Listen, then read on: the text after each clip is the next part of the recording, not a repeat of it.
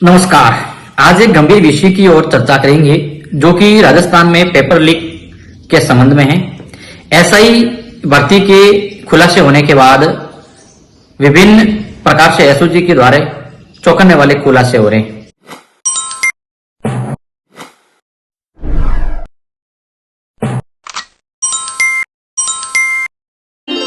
ये भाई थानेदार बना है। मैं बाहर जाती हूँ तो कहेंगे कि यार इसका भाई फर्स्ट रैंक से हुआ है थानेदार। जब अगर कोई व्यक्ति मंजिल हासिल करता है तो स्वाभाविक सी बात है कि बधाई देने का तांता लगा ही रहेगा। और जिन्होंने मुझे शुभकामनाएं दी है उनका मैं तहे दिल से शुक्रिया अदा करता हूँ, जो कि हमने सपनों में भी नहीं सोचा होगा। ऐसे ऐसे खुलासे जो कि सुन करके एक बार तो हम शॉक्ड हो जाते हैं। जो जिस विषय का महारत है, यानी कि जिस विषय के अंदर अच्छी रैंक के साथ जिनका चयन होता है, उसी व्यक्ति को उस विषय के अंदर उसका एबीसीडी भी नहीं आती हो, तो आप समझ सकते हो कि इस भर्तियों के अंदर कितने हद तक घोटाला होता है। जब पेपर लीक से जी नहीं भरता है तो लोग फर्जी डिग्री ला करके भी नौकरी लग जाते हैं। एसआई के जो भर्ती इसकी जो खुलासे हुए, इन खुलासों से लगता है कि 2011 या 2010 के बाद जितनी भी भर्ती हुई थी, उस भर्ती के अंदर चयन होने वाले हजारों अभ्यर्थी जो कि फर्जी तरीके से चयन हुआ है। आप सब जानते हैं, हम सब जानते हैं कि कौन क्या है और किस प्रकार वो लगा है, लेकिन सब चुप हैं। कहीं ना कहीं हमारी चुप्पी आने वाले बच्चों के भविष्य के साथ खिलवाड़ हो सकता है, क्योंकि जो फर्जी तरीके से लगा हुआ व्यक्ति जो अध्यापन करवाता है वो पैसों के बल पर लग भी जाता है, लेकिन उनके पास वो ज्ञान कहां से आएगा जो बच्चों को देना है। तो इस प्रकार एक बहुत बड़ा स्कैम राजस्थान के अंदर पेपर लीक का चल रहा है, जो कि राजस्थान को गर्त में डालता ही है, साथ ही साथ देश की शिक्षा व्यवस्था पर भी एक सवाल खड़ा करता है। एक ई मित्र की दुकान चलाने वाला, एक इसमें दारू डोडा पीने वाला लड़का और एक रेलिंग का काम करने वाला लड़का जो कि जैसे तैसे करके पैसों से है वो नौकरी लग भी जाता है, तो वो बच्चों को क्या पढ़ाता होगा? क्या कभी आपने इस प्रकार के सोचा है क्या? सरकार तो दोषी है ही, उनके साथ साथ कहीं ना कहीं हम भी दोषी है। हम जानते हुए भी है वो अनदेखा किया जा रहा है, जिसका परिणाम गरीब आम किसान है वो एक मजदूर का लड़कों को भुगतना पड़ रहा है। जिस प्रकार जिसके पास बहुत बड़ा टैलेंट होता है, जो उसके पास ज्ञान होती है, बुद्धि होती है और वो उसके पास टैलेंट होता है, तो यदि वो लोग किसी दूसरों की फर्जी परीक्षा देते हैं तो उसके ज्ञान का उपयोग यदि आप गलत तरीकों में लगा दोगे तो निश्चित ही आपकी ज्ञान है वो शून्य है, वो ज्ञान कोई काम का नहीं है। यदि आप किसी दूसरों के माध्यम से यदि आप उसका गलत उपयोग करने लग जाते हो तो वो ज्ञान आपका कोई काम नहीं आएगा।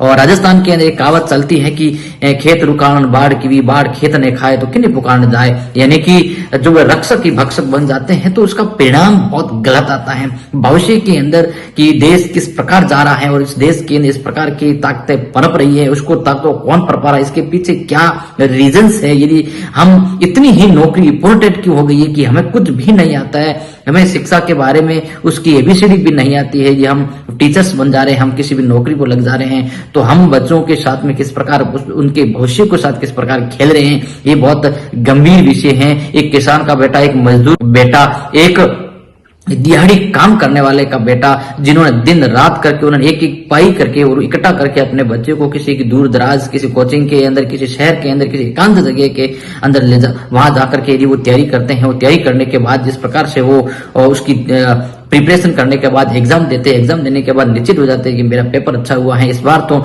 मेरा चयन हो जाएगा। लेकिन जब बाहर आकर के सुनते हैं कि आपका पेपर है वो आउट हो जाता है तो उसकी जो दिमाग के ऊपर उसके ऊपर क्या बीतेगी, उसके दिल कितना मतलब डाउन हो जाएगा। इस प्रकार की यदि हरकतें लोग करते हैं तो निश्चित ही एक बहुत गंभीरता की चीज है। आप लोगों ने बहुत बड़े दिनों दिन जो एसओजी के द्वारा जो खुलासे होते हैं, आप उसको देख करके एक बार शॉक्ड हो जाते हैं कि एक किसी जो कि एक हिंदी का जो लेक्चरर बन जाते हैं, उसको हिंदी की एबीसीडी वर्णमाला तक उसको नहीं आती, उसका नाम लिखना तक नहीं आता, उसको यानी किस प्रकार को नॉलेज भी नहीं है, उसको शब्द के बारे में उसको नॉलेज नहीं है, और वो हिंदी का लेक्चरर बन जाता है, तो बच्चों को किस प्रकार शिक्षा देंगे? ये बहुत गंभीर मुद्दा है। इस मुद्दे को लेकर आम जनता को है वो सजग होना पड़ेगा। यदि आपके पास इस प्रकार की कोई सूचना है तो एसओजी के द्वारा दिए गए नंबर के ऊपर आपको शिकायत करनी होगी। नहीं करोगे तो आपके बच्चों के साथ वो खिलवाड़ होगा। वो एक सोचा होगी कि मेरे बच्चे सरकारी स्कूल में पढ़ करके बहुत बड़े नौकरी लगेंगे, वो आईएएस डॉक्टर वगैरह बनेंगे, लेकिन इस प्रकार के अध्यापक फर्जी तरीके से नकल के द्वारा यदि आपके स्कूल के अंदर पढ़ा रहे हैं तो आप समझ सकते हैं कि आपके बच्चे वो क्या बनेंगे, बच्चों को शिक्षा किस प्रकार देंगे। तो एक जिम्मेदारी होती है कि हम इस प्रकार के लोगों को है वो सरकार के सामने इसको एक्सपोज करें, ताकि इस प्रकार की जो ताकतें हैं पनप नहीं पाए। गरीब किसान का बेटा, एक मेहनत करने वाला लड़का यदि किसी प्रकार की नौकरी लगता है तो निश्चित ही 100% बच्चों को अच्छी शिक्षा देगा, उसके पास ज्ञान के भंडार होगा। और जब कोई नकल चीज फर्जी तरीके से यदि आप नौकरी लग भी गया तो इस प्रकार यदि वो नौकरी फर्जी तरीके से ले भी लेंगे तो क्या आपके बच्चों को शिक्षा दे पाएंगे?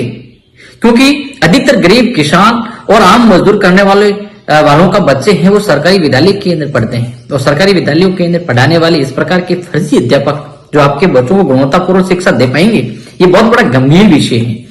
ये हमारे बच्चों के भविष्य के साथ बहुत बड़ा स्कैम, बहुत बड़ी खिलवाड़ हो रहा है। इसको लेकर आम जनता को जागरूक होना होगा। एसओजी के द्वारा जारी नंबर के ऊपर आप हम सबको कॉल करना होगा। इस प्रकार के लोगों को पुलिस के हवाले करना होगा, ताकि लोगों की आंखें खुले कि हकीकत के अंदर हम लोग कितनी हद तक गिर सकते हैं। ये हमारे पास कोई ज्ञान नहीं है, हमारे पास पढ़ाने का नॉलेज नहीं है, हमारे पास कोई डिग्री नहीं है। फर्जी डिग्री से यदि हम नौकरी लग भी जाते हैं तो क्या हम अपने आप को प्रूव कर पाते हैं? क्या अपने बच्चों को, आने वाले आपका जो भविष्य है, आपके सामने एक टकटकी लगाकर सुनने वाले बच्चे, ध्यान मग्न होकर के सुनने वाले बच्चों को क्या दे पाएंगे? जो बच्चा सुबह अपने घर से इस उम्मीद से निकलता है कि मैं विद्यालय में जाऊंगा और कुछ न कुछ अध्ययन करके आऊंगा, कुछ न कुछ मैं सीख के आऊंगा, और वहां जब विद्यालय के अंदर जाते हैं तो विद्यालय के अंदर लगे हुए फर्जी अध्यापक आपको क्या शिक्षा दे पाएंगे? क्योंकि उनके पास भी ज्ञान नहीं है, वो फर्जी तरीके से लगे, उनके पास सिखाने के लिए कुछ भी नहीं है। तो इस परिस्थिति के अंदर हमें सजग होकर के इन लोगों को एक्सपोज करना होगा, ताकि हमारे बच्चों का भविष्य है वो बर्बाद होने से बच सके। इस प्रकार यदि हम अपने एक जागरूकता नागरिक होने के नाते इस प्रकार के यदि हम कदम उठाएंगे तो निश्चित ही एक पेपर लीक के जो मामला है, इस मामले को रोक लगाई जा सके। सरकार इस ओर प्रयास कर रही है, पुलिस इस पर प्रयास कर रही है, लेकिन आम नागरिक को प्रयास करना होगा, ताकि इस प्रकार के लोगों को एक्सपोज करके उसकी खुलासे हो सके और उसको उचित दंड मिल सके।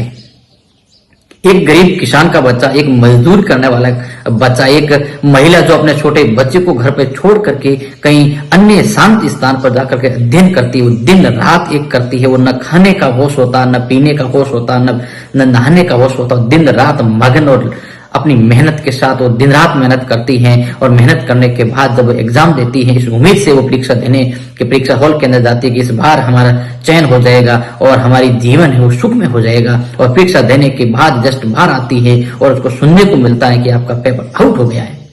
भर्ती परीक्षाओं में पेपर लीक और नकल से अभ्यर्थी चिंतित। परीक्षा में धांधली, जोधपुर में प्रश्न पत्र हल करते हुए गिरोह को दबोचा गया। फिलहाल पुलिस इससे पूछताछ करेगी। तो सोचिए उस महिला के ऊपर, उस बच्चे के ऊपर जो दिन रात उन्होंने मेहनत की, उसके ऊपर क्या गुजरती होगी। ये बहुत बड़ा गंभीर विषय है। दे पाएंगे उसकी फर्जी, बिल्कुल उसकी जो डिग्री बिल्कुल फर्जी है, वो फर्जी तरीके से डिग्री ला करके यदि वो उसका चयन अच्छी खासी रैंक के साथ हो जाता है तो आप सोच सकते हो कि ऐसे ऐसे कितने अभ्यर्थी हैं जिन्होंने फर्जी तरीके से डिग्री ला करके ज्वाइनिंग कर रहे हैं और अपनी नौकरी भी कर रहे हैं और बच्चों के भविष्य के साथ खिलवाड़ भी कर रहे हैं। ये बहुत बड़ा मसला है जो कि वर्तमान सरकार ने एसओजी के द्वारा इसको बहुत बड़ा खुलासा हुआ है, जिससे लग रहा है कि अब आने वाले समय के अंदर बहुत बड़े लेवल पर है वो इसका जो पर्दा उठेगा, तब लगेगा कि वास्तव के अंदर हमारे आसपास लगने वाले जो भी नौकरी करने वाले लोग हैं वो कितने है वो सही है और कितने गलत है। बहुत गंभीर विषय है, क्योंकि जैसे जैसे हम प्रतिदिन इस अखबार के अंदर और न्यूज के अंदर सुनते हैं तो एक बार तो शॉक हो जाते हैं। मेहनत करते हैं, लगन से मेहनत करते हैं, लेकिन पेपर जब आउट हो जाता है तो एक बार तो एक मेहनत करना बच्चा टूट जाता है, क्योंकि उसके पास अन्य कोई रास्ता नहीं होता है सिवाय पढ़ने के। लेकिन वो फिर खड़ा होता है, फिर मेहनत करता है और फिर पेपर आउट हो जाता है, तो सोच सकते हैं उसके साथ क्या क्या गुजरती होगी। एक गरीब किसान का बच्चा, उसके माँ बाप इस उम्मीद से उस बच्चे को पढ़ाते हैं मेहनत करते हैं, उसके दिन रात उसको जो भी आवश्यकता होती है उसको पूर्ति करते हैं, इस उम्मीद से रहते हैं कि अब की बार मेरा बच्चा नौकरी लग जाएगा। लेकिन जब पेपर होने के बाद इस प्रकार की घटनाएं होती हैं तो एक बार उनकी मनोबल एक बार टूट जाते हैं। तो आप और हम सब मिल करके इस प्रकार के लोगों को एक्सपोज करना होगा, इस प्रकार के लोगों को इस भर्ती से दूर करना होगा, इन भर्तियों को बचाना होगा। हमें सरकार के साथ मदद करनी होगी, उनका सहयोग करना होगा, हम पुलिस की मदद करनी होगी। लेकिन एक कहावत चलती है कि जब खेत रुकारण बाढ़ की हुई, जब बाढ़ खेत ने खाए तो किन्ने पुकार न जाए। जब रक्षक ही भक्षक बन जाते हैं तब आम आदमी कुछ नहीं कर सकता है। इसीलिए हमें इस बात को गंभीरता से लेते हुए आने वाली भर्तियों के अंदर एक सजगता के तौर पर हमें सबको ध्यान रखते हुए अपनी इस प्रकार के लोगों को एक्सपोज करना होगा।